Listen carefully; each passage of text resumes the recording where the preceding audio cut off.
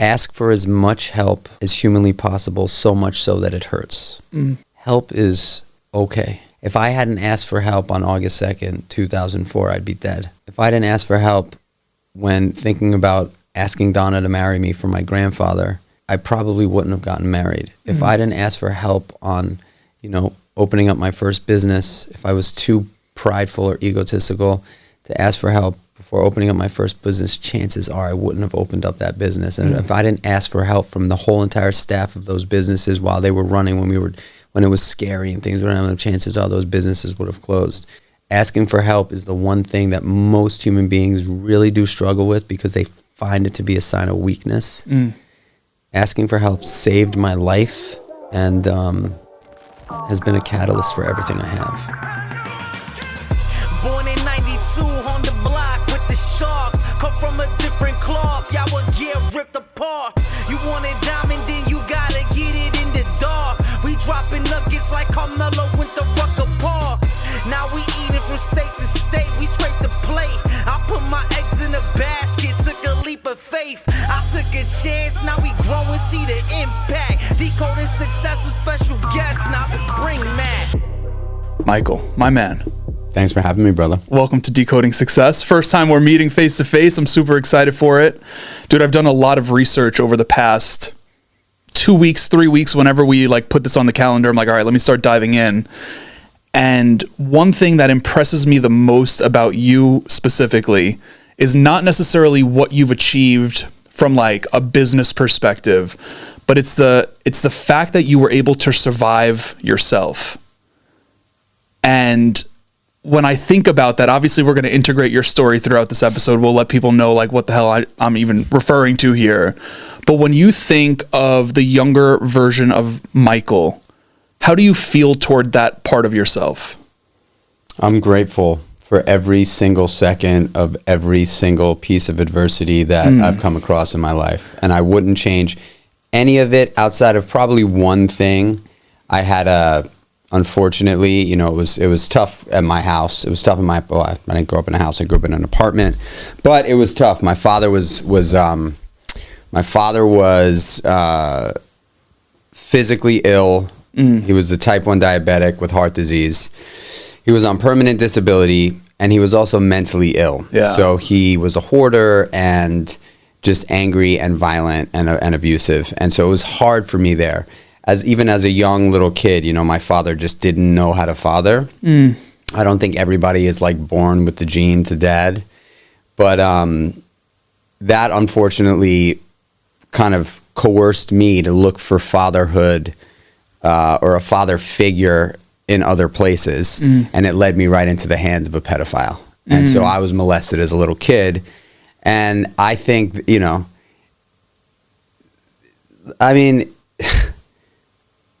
I would probably change that.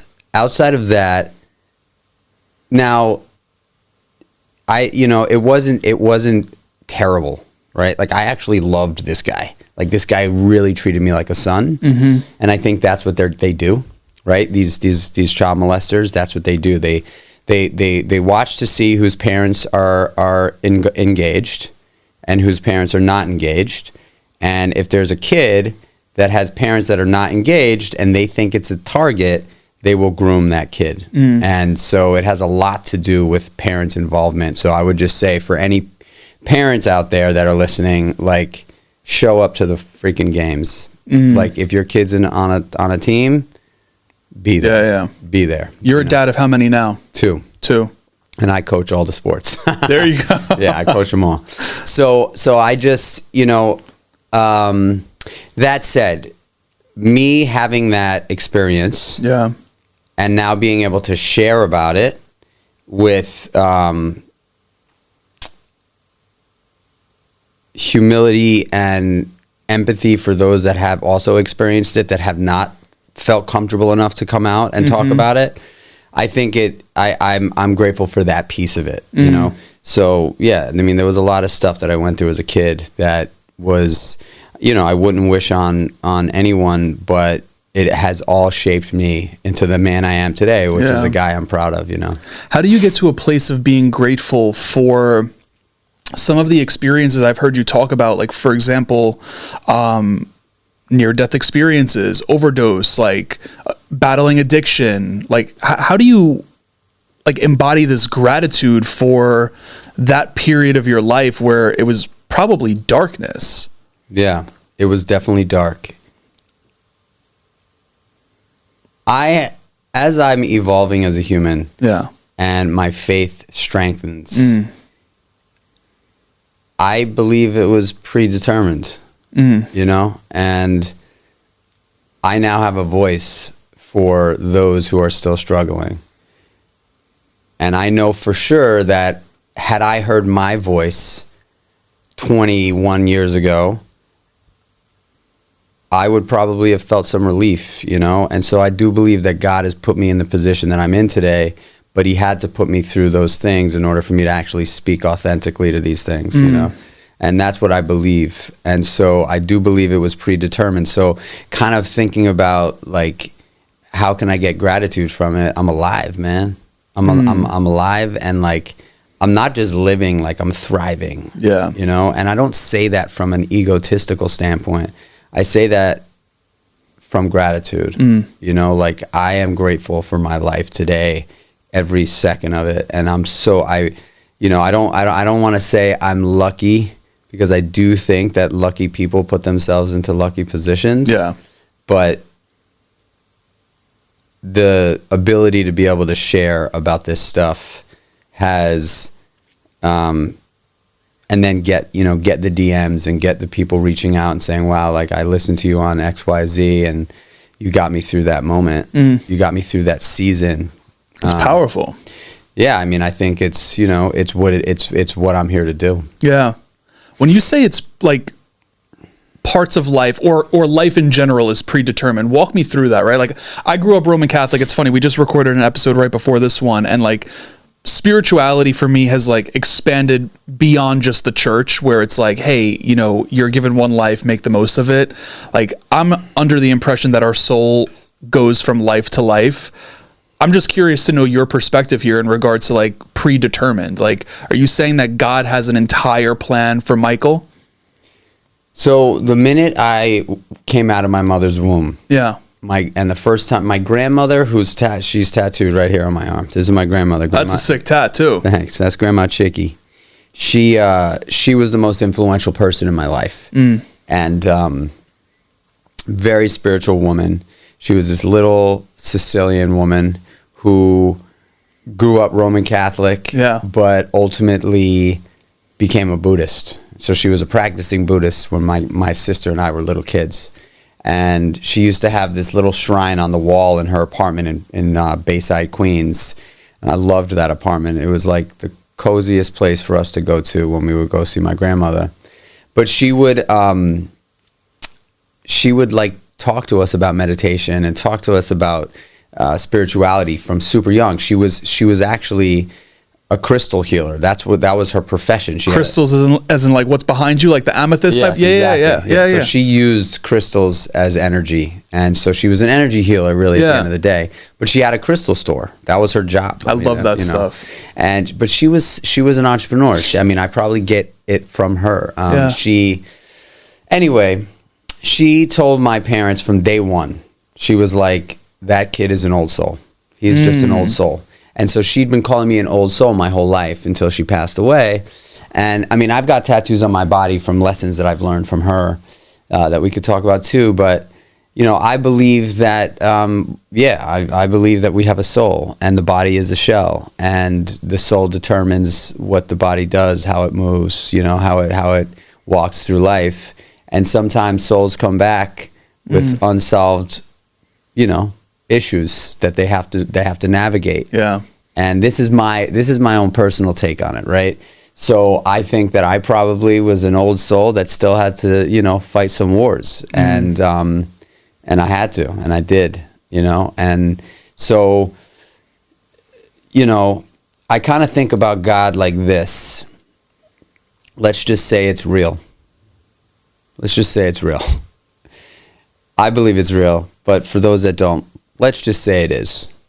All you've got to do is is connect to God, right? That's all you got to do. And the way you do that, there's so many different ways to do that. You can pray, you can meditate, you could read scripture, you could join a group that, you know, is a spiritual group. It doesn't matter what God you're talking to. For me right now in my life, it happens to be Jesus. Yeah. But all you have to do is connect a couple minutes, you know, and then when things are going down, all you close your eyes, you take a breath, get present and know that you're being held. Yeah. And let's just say it's real. The upside is unbelievable. So if that's all it takes, and if it was real, there's massive upside to it, why would you not explore that life? 100%. Right? Like, it doesn't require much. Yeah. And with that, after some time, you start to feel support. You start to feel, you know, like when you're walking down the street and it's beautiful out and you look up and it's blue sky and the sun's there, I'm like, thank you. Yeah. You know what I'm saying? Like, you know, like, you know, I'm sitting at a table yesterday in Montana with the world's leading physicians and nutritionists and David Beckham's trainer and, you know, billionaires. And I'm sitting there. And at first I'm like, I don't belong here. And then I look around and I'm like, actually, I do totally belong here. Yeah. God put me in this chair. You know, I'm walking that path. So, you know, I like predetermined. If you're open to listen, like, in my opinion, you know, if you're open-minded enough to listen, you're gravy. Yeah, for sure. That's the way I kind of see it. You say something interesting here in regards to, like, hey, like, take a deep breath. You're being held right now. Did you feel like you were being held when you were dabbling with substances and battling addiction and things of that sort? Like, did you feel supported? No. But you did not. Okay. No, I had zero faith. I had no faith at all. None. You know, I think in order to have faith, you have to have faith is belief, right? In something greater than yourself, but also belief in yourself, right? Like, it's impossible to hate yourself and think that something out there is going to love you, right? Because love is twisted when you have no love, self-love. And so in those days, I cared about only one person, and that was myself. And I hated myself at the same time. How is that possible? How do those coexist? So, you know, I came up in the 12 steps when I got sober, and the way they say it is, the biggest ego on the planet was zero self-esteem. So all I thought about was, how am I going to come up? How am I going to get over? How am I going to get high next? How am I going to get enough money to do the things I want to do? And at the same time, when you live your life that way, when you're only thinking about me, I want to get high. I don't care about anything else. All I care about is feeling better. You don't have time to think about anybody else. The only person you care about and think about is you and your problems and what you need to do to get over. And at the same time, when you look at yourself in the mirror, you're disgusted, right? Like, if you took 10 addicts right now, put them in this room that are struggling, that are at the depths, and say to them, hey, if you guys can snap your fingers, right now, you could be sober and happy. What are you going to do? 9 out of 10 of them will raise their hand and say, please help. I'm in. I want to snap my fingers. I want out of this life. You know, they're not excited about where they are. It's not something that they love to do. It's ultimately become, it'd be like, for them, you know, it's going to be 14 below zero on Super Bowl Sunday. And for them, it's like walking around the street butt naked without the alcohol or the drugs, right? In that 14 degree weather. with the drugs and the alcohol, they're walking around with a warm blanket at all times that makes them feel warm and safe. And so trying to rip that blanket off of them and say, okay, now go outside into the freezing cold naked, they're scared. It's a fear thing.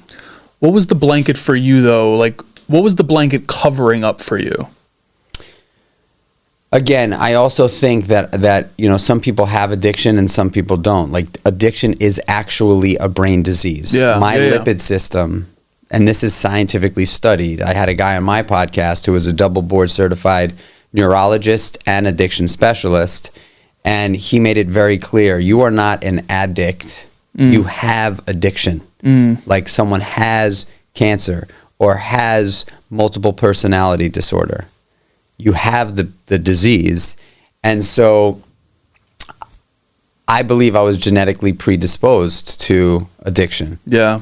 And so I think not everybody that has the gene will become a drug addict or an alcoholic, but you pepper in trauma, you pepper in bad news. Yeah. You know, it's like if you've got the flu, you go to the doctor and say, help, I need some meds. For me, it was a mental, you know, the mental illness for me is basically the voice that tells me I suck. And it's loud. Now, years later, I've been able to combat that voice by using fitness and nutrition and mindfulness and faith and community to really, when that voice shows up, to be like, slow down, man. Yeah, for sure. You know? And I kind of call that the powers in the pause, right? Because a lot of people with addiction are moving so fast. They're not giving themselves a second to metabolize anything. So they walk through life reacting as opposed to giving themselves a second to metabolize and respond. And so, you know, we're delivered choices to make thousands of times a day. Do I go left? Do I go right? Do I eat this? Do I eat that? Do I wake up now? Do I push snooze? Do I go to bed now? Do I stay up later? Do I continue scrolling? Do I like this post? Do I, you know, nonstop decisions, right? And so we are conditioned to like move quick. Right? Addicts are conditioned to move 10 times quicker because they have a dopamine response system and a dopamine problem that wants them to feel safe. Like the ego is, you know, the breakdown of the ego is basically this piece of our psyche that wants to protect us. And so if it feels threatened in any way, it's a very insidious component of our makeup, the ego. So if it feels threatened in any way, like, oh, there's a risk for failure here, I'm going to come up with a way to convince Michael to not attempt this. So you're not good enough is an easy one, right? Like, you're not good enough to do that. There's no chance. There's no chance you can do that. But the thing is that voice is fabricated by us until we break the chain and stop listening. So like this negative self-talk is the ego. That is that is what it is. And so once you can understand that this voice is basically just a habit that you have become comfortable listening to, you will continue to follow the ego. I've never heard it described that way. So I want to make sure that I'm digesting this properly. You're saying that voice that's saying you suck or you're not good enough or whatever it is, you're saying that part of the quote unquote issue is that it has become a habit that we actually listen to it. We take the bait. Yeah. We take the bait. Why do we take the bait? Is it because it's in our head so we believe it to be true? It's like, oh, I'm saying this to myself. Like, what do you... Because we are comfort seekers. Yeah. And so if we get an opportunity to take the easy way out, for whatever reason, we are conditioned to do that. Right? Like, opening up a business is really scary. Committing to running a marathon is really scary. Going on a diet is really scary. The success rate of people opening up businesses, running marathons, and going on a diet after they've committed to it is very, very low. Yeah. Because the ego sets in and says, you don't need to do this. Like, just why do you need to run a marathon? Why? Like, you have a great job. Yeah. You've got benefits. Don't go open a business. You're going to fuck it all up. Don't do it. You know, and we get into the habit of allowing that negative self-talk, allowing that manipulation to take ownership. How did you quiet that? Like, how did you stop listening to it? How did you stop, like, how did you break that habit? I went against the grain, man. You go against the grain. I dove into faith. I started using, you know, what really happened was I was introduced almost immediately. Once I had the courage to ask for help when I was 2 weeks after I'd overdosed, you know, I overdosed in July of 2004, like probably third week of July 2004. You remember the exact timeline. Well, my sober anniversary is August 2nd. I've heard you say that. Yeah. So I know that, like, that 2 week period of time is essentially a blur. Like, I don't remember exactly what happened within those 2 weeks, but I remember the last day I got high, and I remember the morning I asked for help.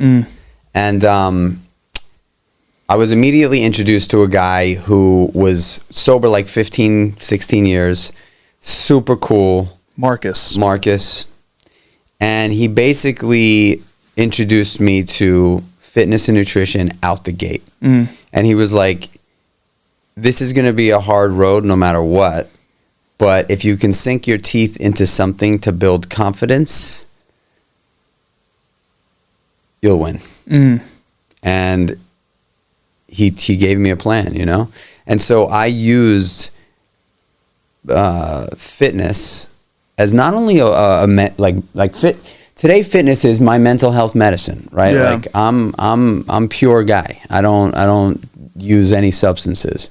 And so when things are not going well, I have created systems to help me get through it. And then also, by the way, like, I'm human, you know, like sometimes you just wake up in the morning and you can't shake the shitty feeling. And that's okay. Like, I've actually gotten comfortable with embracing that too. Being like, okay, I feel like crap. Yeah. I am going to go work out. I am going to eat healthy. I am going to pray. I am going to do all the things that I normally do, but I'm not going to try to figure out why I feel like shit. I'm just going to be okay with it and observe it, and maybe even question, like, how am I feeling? Yeah. How, like, this doesn't feel good. Can I figure out a way to learn something from how I'm feeling right now? As opposed to, why do I feel like this? I got to figure out what the hell is going on. Like, obviously something's going on in my life that's making me feel so crappy. I think that is, unfortunately, and a lot of people do that, right? When they're not feeling good, they're having a bad day, they try to figure out exactly why. And at the end of the day, it's okay to have a bad day. We all have bad days. So get comfortable in the discomfort. Cool, whatever, man. I'm having a bad day. Like, I tell my wife, hey, you know what?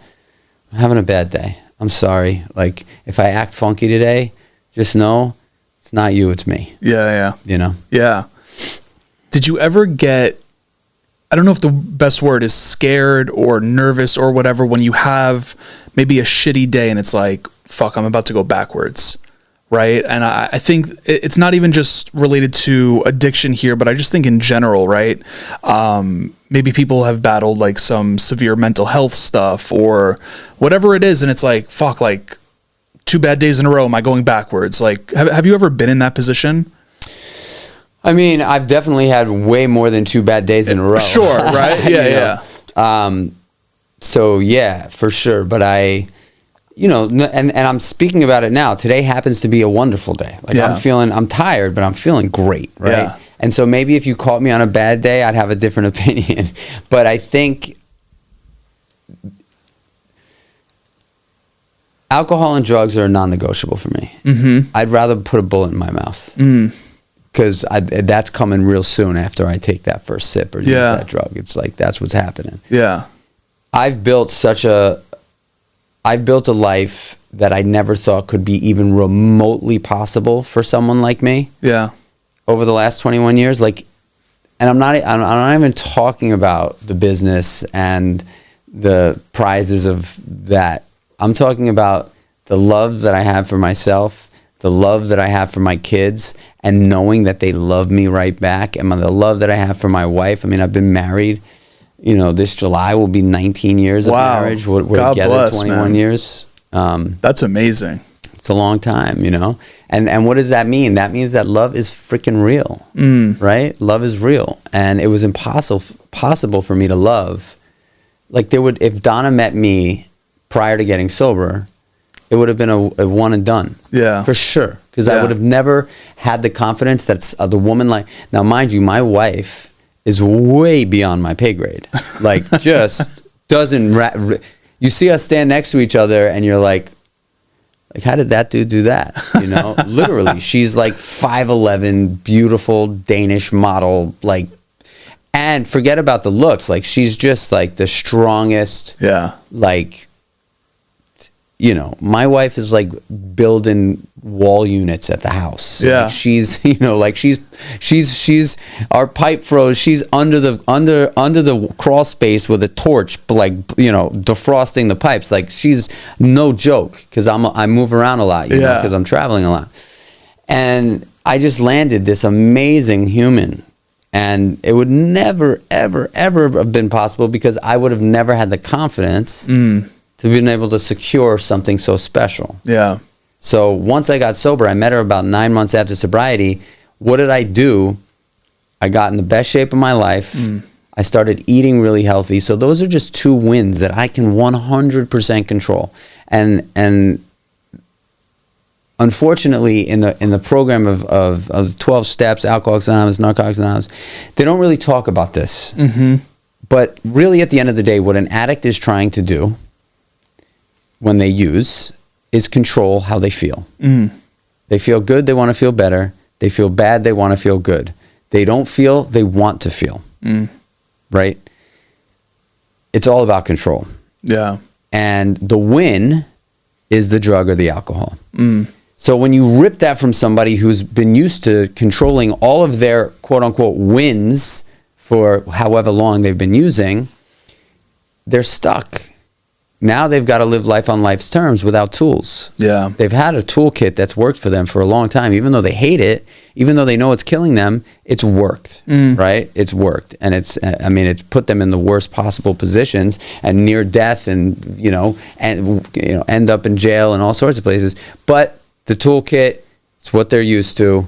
So, they need to put a doorknob on. They got the screwdriver at all times ready to rock and roll. Sometimes they might have to, pull a scam or get over on somebody to get there, but they know the tool works.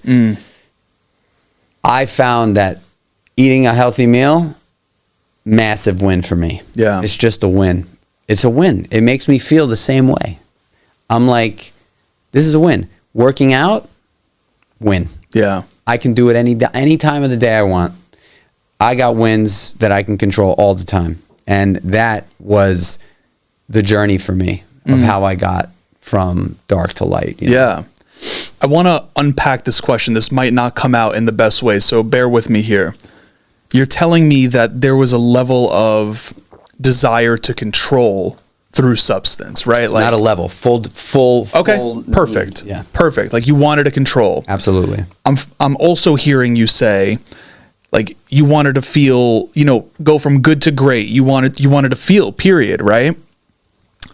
Did Michael feel betrayed on the day of the overdose when you did not feel good? If I remember correctly, you're sitting on the edge of the bed, you're naked, you look in the mirror, you're paper white. Like in that moment, did you feel betrayed by what was making you feel good, which was essentially like a rock bottom moment? No, I felt I hated drugs and alcohol.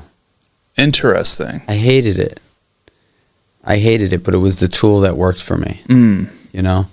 It's like someone in a bad relationship, a violent, abusive relationship. Yeah. You get so used to making the abnormal normal that it becomes a comfort thing. And like I said earlier, right? We're creatures that seek comfort. I mean, we just do, right? Like it's cold, we want to get warm. It's hot, we want to get cool. You know, it's raining, we want to get an umbrella. Right, You know right, what I'm saying? yeah. Like, so when feelings started to muster up for me, any feeling, I wanted to typically either augment the feeling if it was a good one, or mute out the bad one. What does augment the feeling mean? Turn the volume up. Turn it up. Yeah, turn it up. Turn the volume up on it. Yeah. You know, and so like if you know I was at a party and I was having a good time, like I wanted that party to last 4 days. Yeah, You know what I'm saying? yeah. I get it. Did you ever think of like why God kept you here? You kind of gave me an answer earlier, like, hey, like now I have this voice, but like in those moments, and maybe it just manifested and you're able to say it now, but like, did you ever think like, hey, like, why did God keep me here? So I'll dive a little bit deeper into faith for the way I think about faith. God is good, right? Yeah. I mean, God is good. It's just a fact. If you believe in God, or, you know, and you hear anybody talk about God, God is good. All good things have a enemy. There's an enemy on the other side battling God. For whatever reason, I had a target on my back and the enemy was coming for me. And I think my heart has always been good. So the enemy couldn't quite take me down. It tried to kill me. And I think when that moment came and I was like at the bottom of the rope, God said, I'm gonna turn this one around. Hey everyone, pausing this episode to share something with you. In a world of hyper competitiveness, I think the best quote that I can share with you is that there is no one in the world youer than you, and that is truer than true, which is exactly why I wanted to share with you today about Brand Builders Group. It's an organization I've been working with over the last few months. It is absolutely incredible, and today I am sharing with you the opportunity to hop on a free brand call with a brand strategist to help you break through the wall of obscurity. We are in a hyper competitive space at the moment, whether it be on social or with your podcast or with your blog or with your books or getting on stage. No matter what your endeavor is, this is an opportunity for you to hop on a free strategy call with someone from the team to be able to help you navigate the waters of making sure that you are breaking through the wall and taking advantage of all of the opportunities that you most definitely deserve. Again, there is no one in the world youer than you. So no matter what the problem is that you solve, there might be other people that are out there that also solve the same problem, but there is a strategy that can be placed into your initiatives that will help you break through that wall with speed. So I want to share this with you. It is freebrandcall.com/Matt Labrie. That is going to be in the show notes of this episode, whether you're tuned in from audio or through YouTube, whatever it is, freebrandcall.com/Matt Labrie. Going to intervene. I'm just going to take the enemy out right now. I'm going to use all of my energy and I'm going to take this one out. Yeah. You know. What would you say to someone that's in a dark period? It doesn't have to be related to addiction, but just like in a dark period in general, to help them see the light. Every single person listening to this podcast right now has gotten through every single bad day, moment, experience of their life to date. If you're listening, you've gotten through every single moment in your life to date. Yeah. You're alive. Yeah. So just know that you've had better days, and there's no glass ceiling on good days. This too shall pass. And, you know, sometimes, mental illness is a real thing, right? Like depression and anxiety and very real things, right? And so I don't downplay them, but I will say that life and progress are possible together only when we take action. And it's really, really hard to tell somebody who's super depressed with chronic depression, hey, you got to get out of bed. You got to go out for a walk. Yeah. Really difficult. I don't take that. I don't, but at the end of the day, that is what's required. Action is everything, and so I've had, I've tiptoed around that a little bit because I know people with chronic depression and I've experienced it, and I don't have that. I deal with more anxiety than I deal with depression. And when I'm in an anxiety like season, which I was in not long ago, like I have to repeat these mantras that I'm speaking to you about right now to myself. Yeah. Hey, dude. Self-coach. Yeah. Yeah, you just got to do it. Yeah. No matter how bad you feel. Yeah. You just got to go. You got to do it because the enemy wants you down. And you believe in God. So, whose team are you playing on right now? I feel like from what I've heard from Michael over the course of interviews, this conversation, it sounds like what really started to shift you in the direction in which you wanted to head was like structure. Would you say that's accurate? Because like I think what I heard, I'm very big on research, and I think I was listening to you share like Marcus laid out a plan for you. It was like, hey, you're going to go to bed at your earliest time. You're going to wake up at your earliest time. You're not going to check your phone. You're going to roll out of bed, take a piss, brush your teeth, drop down, do push-ups. Like it was kind of like this blueprinted plan that gave Michael structure. Would you say that's what changed your life? Absolutely. Structure. Okay. I mean, not the only thing, but yes, like without structure and discipline, I am not the guy you're looking at today. Yeah. Nowhere near it. Like impossible. And so I've helped a lot of guys in sobriety. Yeah. As a mentor, we call it a sponsor. And I basically say to them, hey, like, this is the only way I know how to do it. So I'm going to require you to follow what I did. And it's all good if you can't. There's a billion, maybe not a billion. There's a bunch of other guys out there that can walk you through this another way. But it would be inauthentic for me to try to meet you where you're at, because I know what worked for me. Yeah. It's not a question. I don't think. I don't wonder. I know what works for me. And if you want to experience that, then you got to do what I did. Yeah.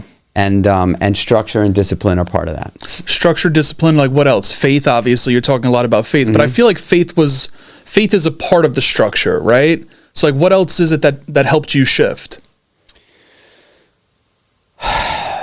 Finding someone that I wanted to impress.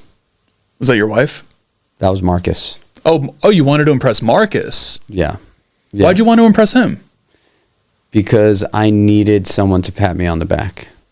A sense of validation. Yeah. I needed someone to pat me on the back in that dark time. I needed someone.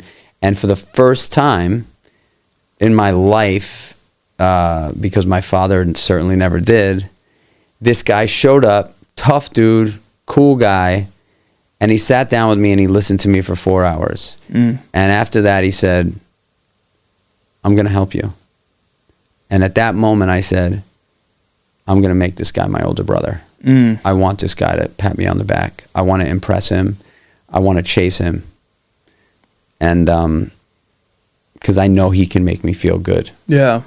And so I do think that for aspiring humans, whether it's in trying to get sober, whether it's trying to become an entrepreneur, whether it's trying to be an athlete, finding someone to chase that you want to impress, and that might not sound that might sound a little funky to people.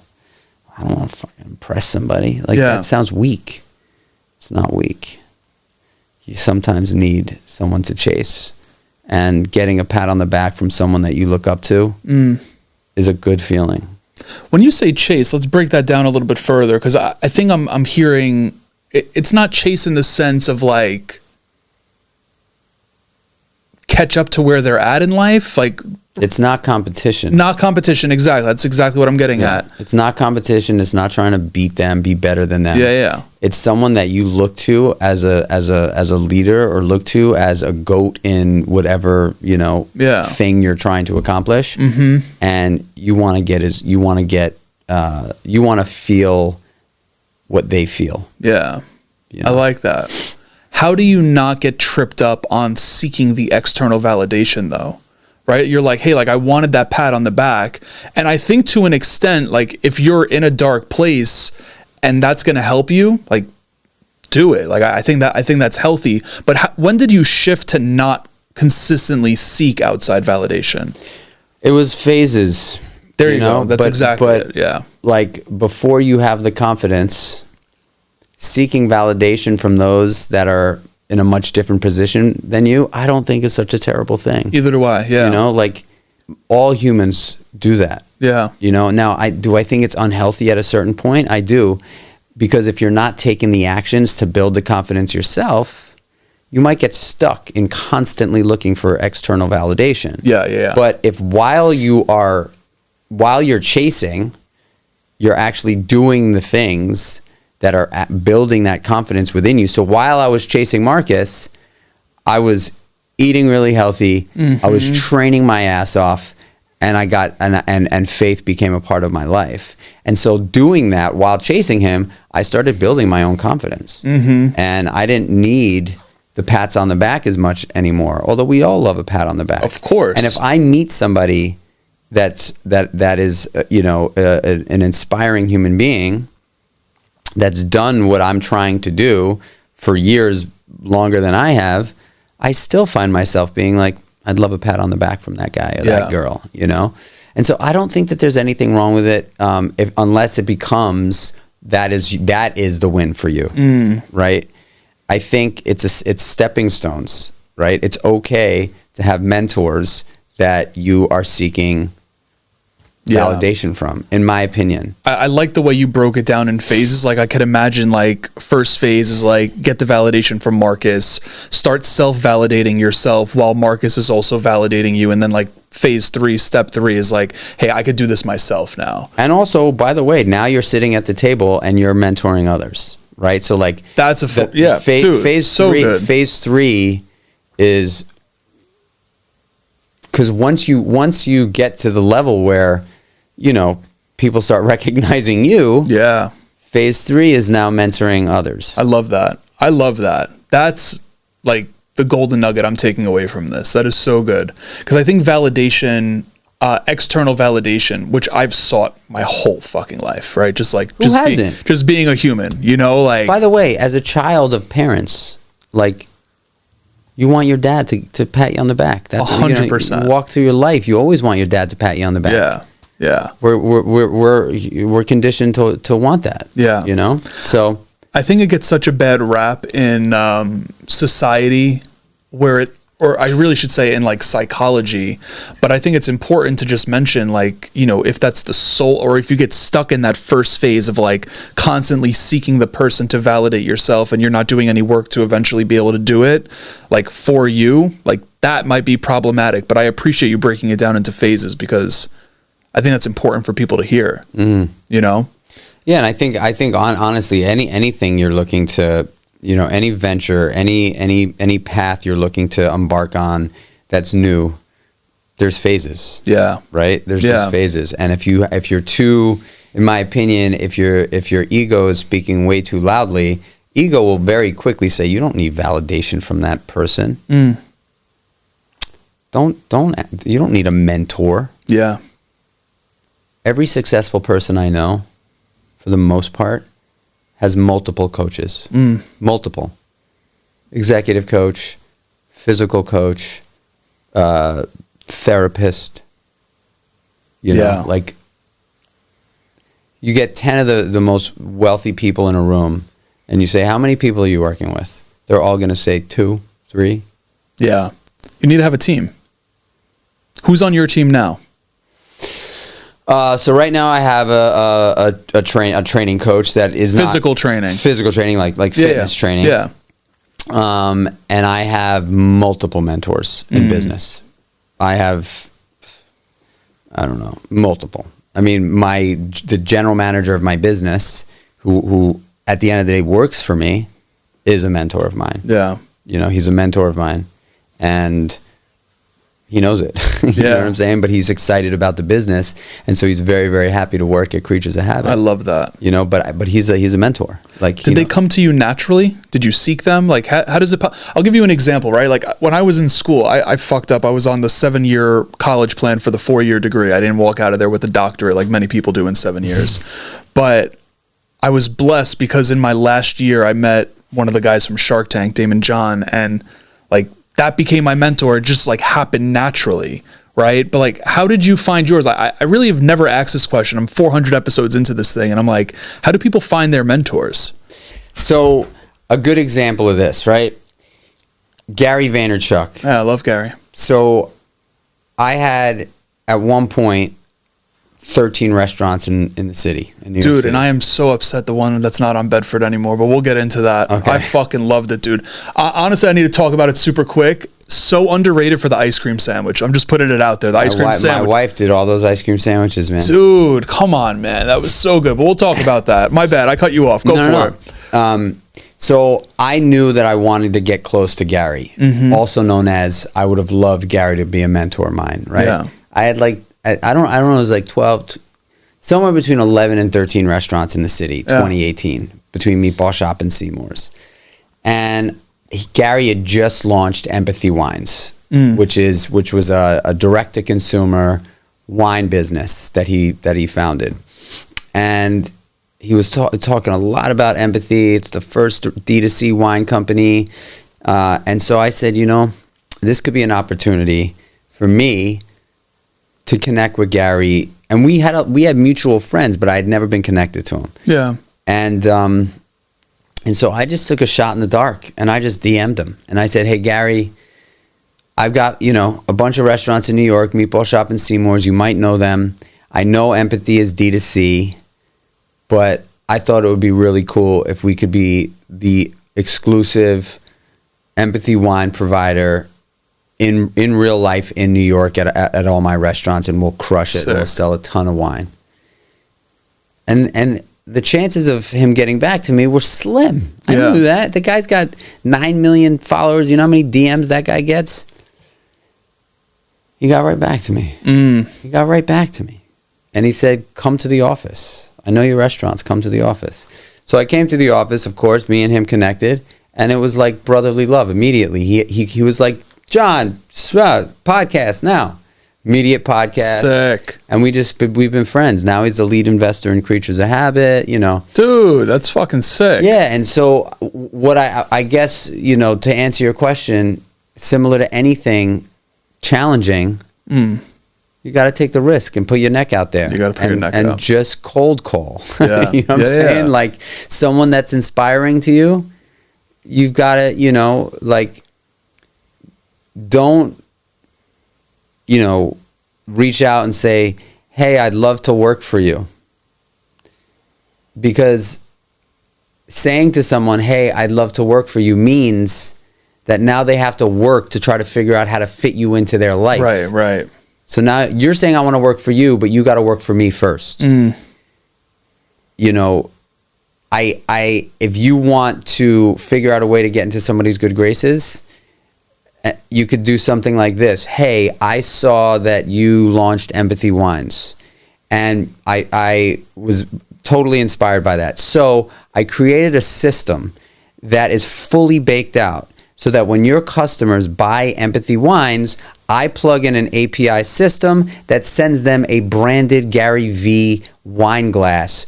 You don't have to do any work. Yeah. I figured this all out already. It's literally plug and play. And I'll do it for free for the first 6 months. You don't have to do anything. You just have to say yes or no. Yeah, the value. Okay, now you're not asking them to work. You're not asking for a job. You're basically saying, I saw what you did. I spent all of the time already figuring out how to make what you did potentially better. All you got to say is yes or no. Yeah. You know? And so that's like you know, mentoring someone is work. Yeah. For the mentor, right? And coming out the gate and just being like, hey, are you mentoring people now? Like I get DMs like that. Hey, are you mentoring guys? Yeah. And typically when you ask somebody if they'll be your mentor, you're not saying I'll pay you to do that. Right. Mentorship is like, typically free of charge. Coaching is different. Yeah. Like, are you coaching now? That implies I'm ready to pay. Mentoring is like I'm broke and I want to take time out of your schedule. Yeah. So I don't think, never ask somebody if you can be if they can mentor you. Yeah. Bring value to the table. Get your foot in the door. For Gary, I said, yo, dude, all you got to do is put me in touch with the person at Empathy Wine.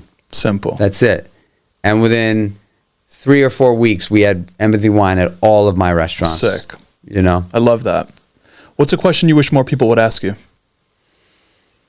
Oof. Greatest accomplishment in life, by far, all day long, without a question of a doubt, putting sobriety aside, right? Because I got nothing without that, is my family. It's the greatest. I would very quickly drop everything because I find the most joy in my life laughing with and loving my family. Period. Done. I don't give a shit how much money you pay me. I don't all I want to do is be on vacation with my family. That's all I want to do. And I do it a lot. And I used to feel shame around that. Like, I don't tell anybody I'm going on vacation. I'm a fucking entrepreneur, man. Oh, so you felt shame around like taking off. Yeah. Yep. Now, I had a guy on my podcast, this guy Gino Wickman, really interesting guy. He created something called the Entrepreneurial Operating System, EOS. Yeah. So I had Gino on the podcast, and we were talking, super successful guy, but like totally chill, like very down to earth, easy going, like just chill dude. And he goes, I take 150 days off every year. And I was like, walk me through that, please. And he's like, it's very simple. He's like, I've committed to never, ever working on the weekends. Don't work on the weekends. So it's 52 weekends. That's 104 days. Boom, out the gate. That is my commitment. 104 days out the gate. No working on the weekends. I take 2 10-day vacations a year with my family. And I take the whole month of August off. I love that. And I was like, that's my guy. That's my goal. And I'm there. That's me. I love that. Yeah. How did you, what would you say for an individual that isn't a father yet, or maybe isn't even a mother yet, right? Like, you might not have ever even seen yourself being able to have the family that you have where you were in the past. So, what's your advice for an individual that's out there and it's like, hey, not in a relationship, relationships are hard, or I can't see myself having kids, I want kids, etc. What are you saying to them? Communication is what human beings were born to do. Why is that? Well, I mean, you think about it, right? How many other living beings have the level of articulation and communication like us? Like how many other? I mean, whales have their sounds that they make, but they're not like,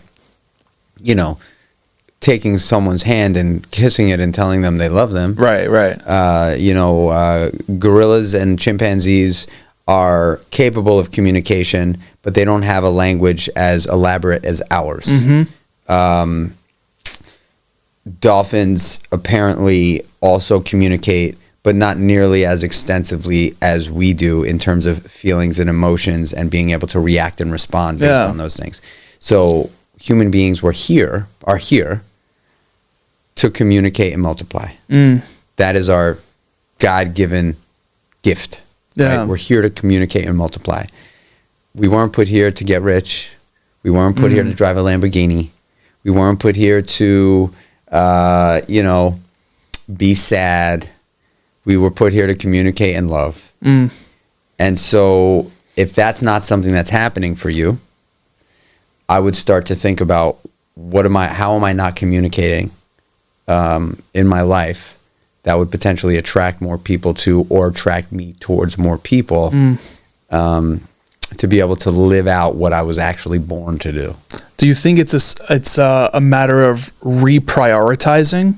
Like, should we, I understand like Maslow's hierarchy of needs, we need money, right? Like I get that, we need to work.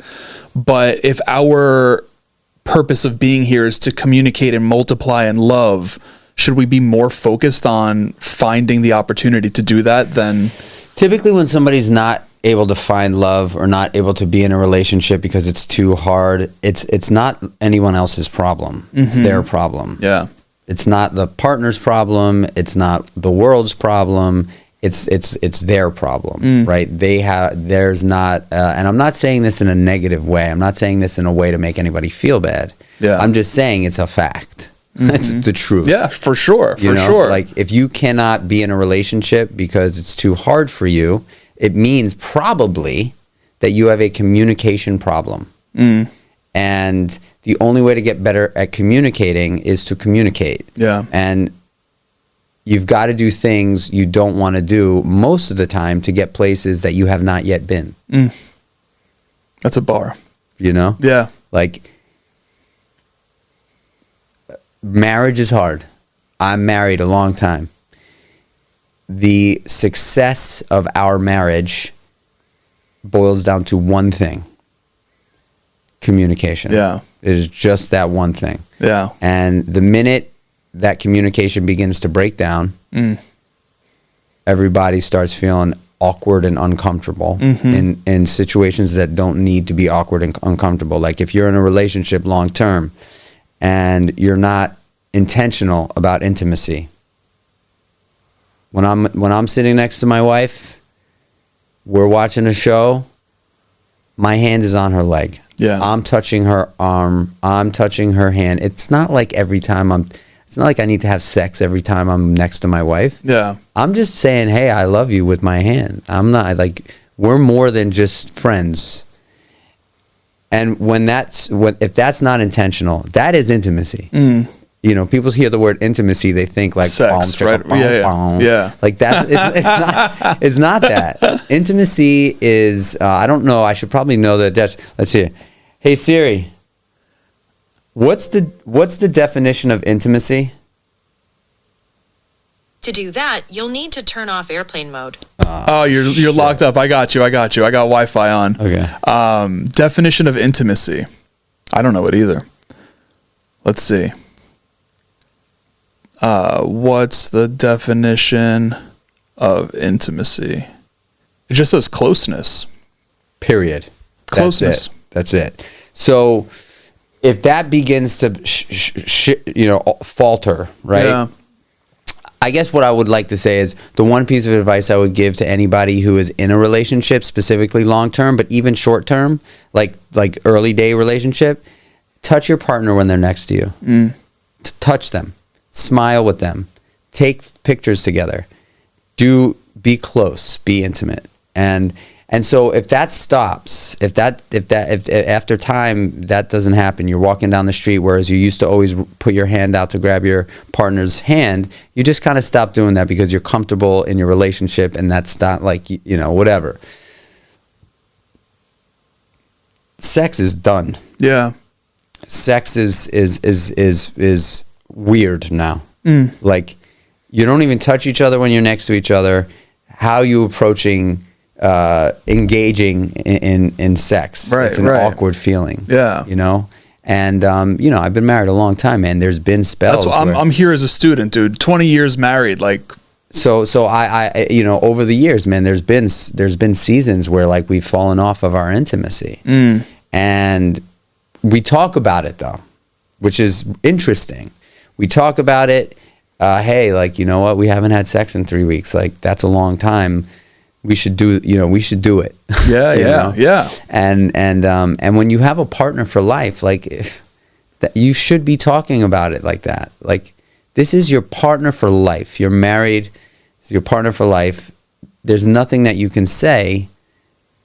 You should be able to say everything, And I would even say that, well, I think so. When you said, you know, what question do you wish people asked you more? Yeah. It would be probably more around my love for my family. Like, what is it, you know, fatherhood and marriage, and because that is where my heart is. That is, you know, I work my ass off, and you know, I love working. I do, man. I love my businesses, but really at the end of the day, like, it doesn't excite me nearly as much as my love for my family. Yeah. You know, like, that's where I feel like I'm an expert there. I really do. I feel like I put in the time. Yeah. You know, I put in the time as an entrepreneur, so I do feel like an expert there. I put in the time in sobriety, so I do feel like an expert there. But those two things I'm so grateful for. But where I really, really like, when I close my eyes and think about, like, what is it, like, if I can be anywhere right now, where would it be? Like, right now, the thought that just came into my mind was sitting in my living room in front of the fireplace with my wife and kids on a Sunday afternoon. I love that. That's it. That's what I want to do. Yeah. You know, that's a beautiful thing. That is a beautiful thing. And I know that I'm blessed that way. I know that I'm, you know, like, that's not everyone. Yeah. And, you know, life is hard, man. Yeah. Life is hard. It just is. It's Yeah. harder than it's easy. Yeah. You know what I'm saying? It's harder than it's easy, for sure. Yeah. Dude, I love this. I want to make sure that I respect your time. I also want to talk about Creatures of Habits. Couple more questions for you. Hypothetical to start. If we knew what you know, how would our life be different? You would prioritize going to bed early at night. As simple as that. What time do you go to bed? I know that sounds crazy. Yeah. I know that sounds crazy. But so going to bed is harder than waking up early. Going to bed early is harder than waking up early. I would 100% agree with that. Yeah.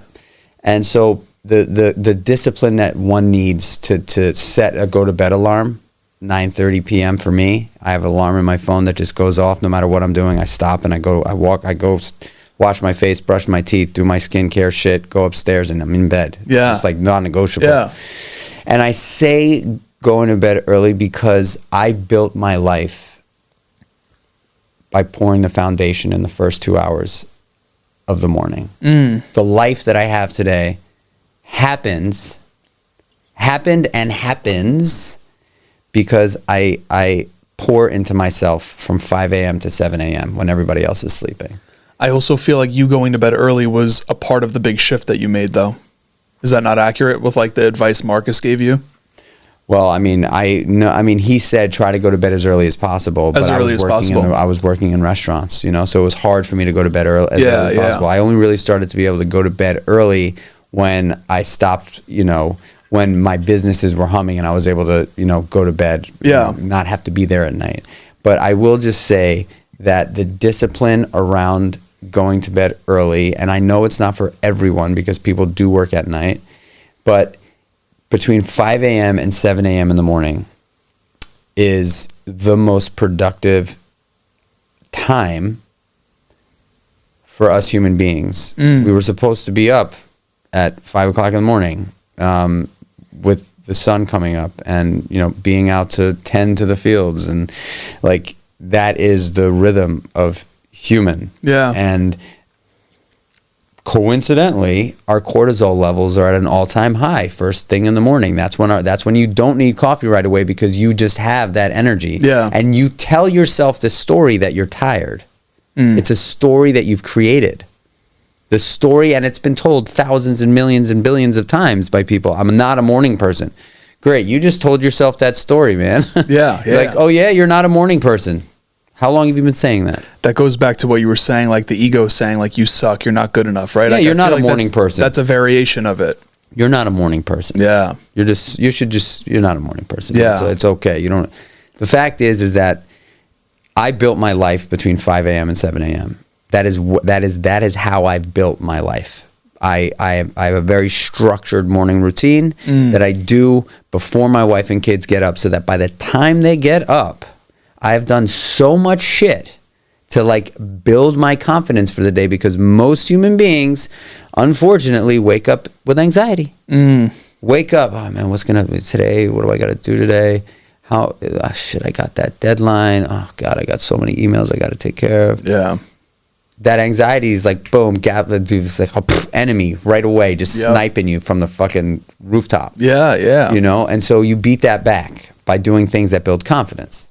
So for me, it's, you know, meditation, and it's fitness, and it's preparing myself for the day. It's reading a little book in my sauna. Like I don't need to walk through my morning routine because I do feel privileged that I've been able to collect all of these things to make my morning like just fucking awesome. Yeah. But, you know, it doesn't have to be my morning routine. It could be whatever supports you. Whatever it is that but you are investing in yourself in those hours. Because typically that is the leverage. There's books written about 5 a.m. There's a book called The 5 a.m. Club, The Morning Miracle. People have spent years of their life pouring into these books that have sold millions of copies, because there is something about 5 a.m. that will change your life. Yeah. So, and you don't get 5 a.m. unless you can do 9:30. That's important. PM. Yeah. So that's important. That's like a tactical piece that I wanted to just throw out there for people to take home with them, because, you know, but like realistically, I think love is the beginning and the end. It's the beginning and the end, you know, and I can only speak to it because I've told this story before, but I do think that it resonates with so many people.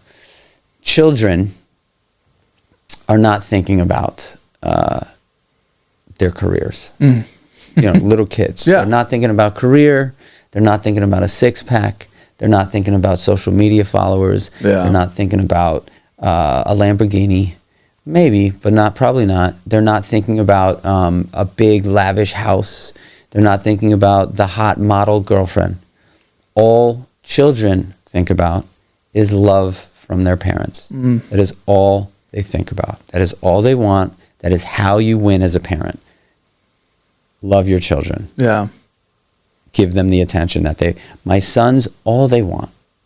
Really, if you peel it back, all my sons want from me is to be present and attentive when I'm with them. Yeah. That is the biggest win for them. If they tell me a story and I'm there with them, so much better than them getting a Lego set. Yeah. So, and that is pure. That is the pure human, the child. The child is the pure human. Yeah. Hasn't been totally influenced by media and, you know, the pure kid. What does that say? That says that this isn't like an unedited human expressing the emotions and the desire of what human beings are here for. Purest thing. Pure. Yeah. All they want is love, and they want to communicate, right? So I think if you know, it's so hard because of the culture that we live in to want. Wanting is the devil. Yeah. We want so much. All of us want. Everyone wants, you know? And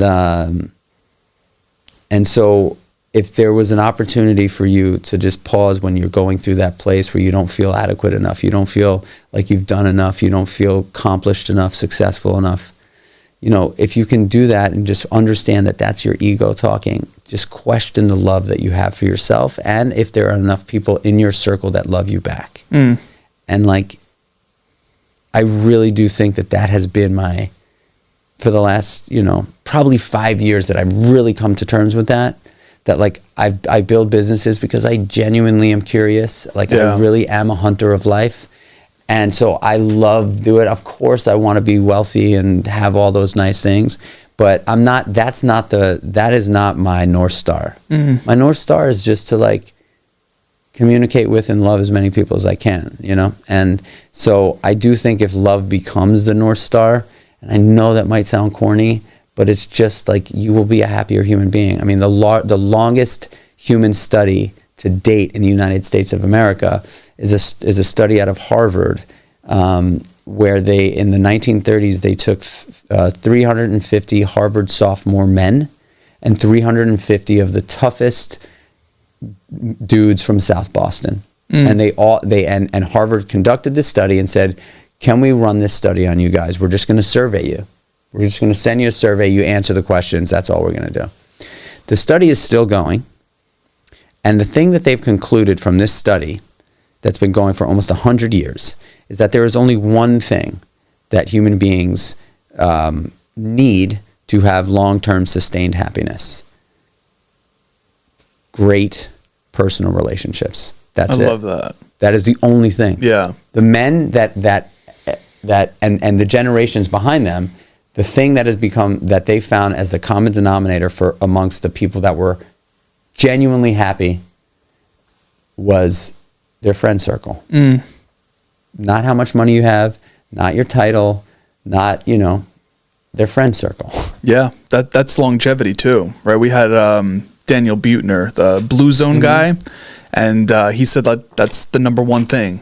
That's why people in Europe are so happy and they live long. It's because they go to, before work, they go to the cafe, have a coffee with their friends. After work, they have a glass of wine at the cafe and play cards and all of these things. It all comes down to the friend circle, man. Yep. The relationships. Dude, I have one last question for you, but before we get to that, Creatures of Habit, you brought some bars. Should I live eat one right now? Yeah. Throw Are you a peanut butter guy? I love peanut butter. So talk to me about the company. All right, so I'll tell you about the company. So basically, Creatures of Habit is a business that I launched a little over 4 years ago. It's a wellness brand rooted in healthy nutritional habits. Yeah. Obviously, my story is designed by healthy habits. Let's just get that reaction. It's just like peanut butter. Peanut butter chocolate, man. Dude. So this bar's got 20 grams of protein and 3 grams of creatine, all clean ingredients. It took me 2 years to get this bar done. It took forever because I refused to sacrifice on ingredients. Yeah. I wanted it to taste like a Reese's peanut butter cup. Dude, Reese's is my number one. So That's my kryptonite right there. So basically, I launched the business a little over 4 years ago, and I launched it with a product called Meal One, which is a high-protein overnight oatmeal. It's got 30 grams of plant-based protein. It's super delicious. We make it in 7 different flavors. And why did I do an oatmeal business? Well, when I got sober, I met Marcus. And Marcus not only wrote an hour-by-hour structured plan for my day from wake up to wind down, but he told me exactly what to eat because he wanted to give me he wanted to just make it simple for me. So he said, I want you to eat oatmeal every morning. I want you to eat chicken and broccoli for lunch and chicken and broccoli for dinner. He just kept it super simple. And so to this day, I've been eating oatmeal as my first meal of the day every single day. Wow. And when I sold my last business in late 2019, and then all of a sudden the pandemic hit, I've been in the restaurant business my whole life, basically. And so I was like, oh my God, my career is over, right? I don't know what am I going to do? My medium is restaurants and business. So I had to rethink my career, and I spent some time. I hired an executive coach. She worked with me for about 3 months and basically was able to convince me that I'm a creative entrepreneur and I don't need to. A restaurant was just a medium. It wasn't the only medium. And she said, you want to be in food. I had this idea for this restaurant that was going to make products that we were going to sell in retail. So she said, just go head on into that. And I just didn't know what I was going to launch the business with. I'm like a restaurateur, how do I go right into products? Yeah. And then one day I was just on a long run and I was thinking about having my oatmeal when I got back from my run in the morning. And I was like, holy shit, that's it. I've been making this oatmeal concoction for at that point, it was 16 years, and it had 14 ingredients in it that I took my time with and I really loved. And this meal has been that nutritional win for me through the best times and the toughest times. I always go back to this meal. It's just the easiest thing, and it fuels me and it, makes me feel good. And I got home from that run and I said to my wife, I know what I'm going to do. She was like, what? And I was like, I'm going into the oatmeal business. Dude, I freaking love that. And so I, that night I put a bunch of cash of my own money, because I always like to participate in a big way in the businesses that I launch, so that if I'm going to go raise money, investors are like, okay, this guy's not playing around. This dude is putting up his own cash. You know, he believes it. We believe it. And so I began the process of creating the brand, and I created the brand, got the oatmeal done about a year in. It took me a long time to figure out how the formula was going to work, but it's got 30 grams of protein. It's got organic oats, chia seeds, flax seeds, pumpkin seeds. It's got a probiotic, digestive enzymes, vitamin D3. So it's not just oatmeal and protein. It's like it's like a one-stop shop morning, you know, get I your love day. that. Yeah. And I pitched it to Gary Vee. Sick. And he wrote the first check. And dude, these are great. Thank you, man. These are great. If I eat this whole thing now, I'm going to be stuffed for dinner. This is like really fucking good. It's a satiating bar, dude. This is really, really good. Where do people get it? Hop online. Yeah. Creaturesofhabit.com. Creatures with a K. Love that. We sell the oatmeal. The bars now are brand new. Yeah. And we also have a sleep support hot chocolate. I love that. We're going to make sure that that's in the show notes in the description. Plus, dude, the podcast, obviously, socials. Where do you hang out most on social? Is it Instagram? Mm-hmm. Okay, we'll make sure Instagram's on there. Make sure the podcast is there. Make sure people can get the bars and the oatmeal and all the good stuff. But that is like really fucking good. Thank you, man. Are there peanuts in it? There was a peanut in it. Yeah, I think it's really good. It's basically like taking a spoonful of peanut butter. Banging. Yeah. You know, but it's got 20 grams of protein, 3 grams of creatine. It's nice. And the ingredients are all clean, no seed oils, no sugar, alcohols. Like, you know, protein bars make people poop, man. It's just what they do because of the ingredients, you know. And this one is not going to make you poop. This I love that. It's not going to not make you poop because, you know, that would be a problem in itself too. But it's not. It doesn't have ingredients that fuck with your gut. It's a very gut-friendly protein bar. I love that, man. I love that. That's awesome. We'll put that in the show notes. But Michael, one last question for you, dude. You've given us a ton of advice, so I don't know where you're going to go with this, but if you make it to whatever year you want to make it to, you see your kids grow up, growing family, all of the things, businesses, boom, whatever it is that you want to accomplish, you accomplish.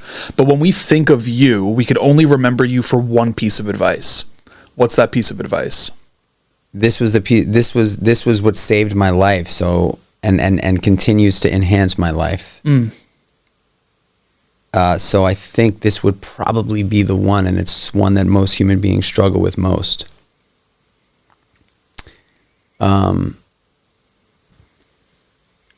Ask for as much help as humanly possible, so much so that it hurts. Help is okay to ask for. If I hadn't asked for help on August 2nd, 2004, I'd be dead. If I didn't ask for help when thinking about asking Donna to marry me for my grandfather, I probably wouldn't have gotten married. If I didn't ask for help on, you know, opening up my first business, if I was too prideful or egotistical to ask for help before opening up my first business, chances are I wouldn't have opened up that business. And if I didn't ask for help from the whole entire staff of those businesses while they were running, when it was scary and things were happening, chances are those businesses would have closed. If I didn't ask for help when I was going from the restaurant business to the CPG business, chances are I wouldn't have done it, or I wouldn't have done it well. Asking for help is the one thing that most human beings really do struggle with because they find it to be a sign of weakness. Asking for help saved my life, saves my life, and has been a catalyst for everything I have. Dude, I love that. Like, that's the mic drop right there. Like, that's so fucking good. Like, what a way to wrap this. That is so important for people to hear too. Like, really, really so important for people uncomfortably to hear. Ask for as much help, so much so that it's just uncomfortable. I love that, man. I love that. Michael, thank you for this, man. I mean, I could sit here and talk to you for another hour, 2 hours, and just go back and forth. Like, round 2, hopefully, maybe even end of this year. It was just like, that was awesome. I'd love that, man. Yeah, I could talk to you for days. I appreciate it, man. Again, we're going to make sure Creatures of Habit, the podcast, the products, all of the good stuff is in the show notes in the description. But thank you, brother. Appreciate you. Thanks for having me, man.